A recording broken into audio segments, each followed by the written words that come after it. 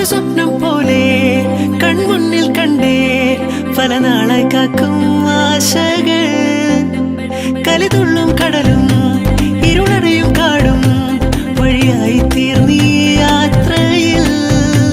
അനുരാഗം തോന്നിപ്പോയ അവരെന്റേതാകും പോലെ അപരാധം എന്നും നീയല്ലോ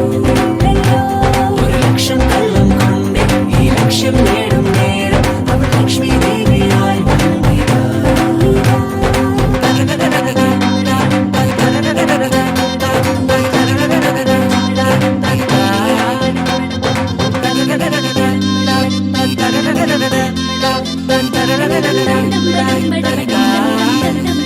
ഒരു സ്വപ്നം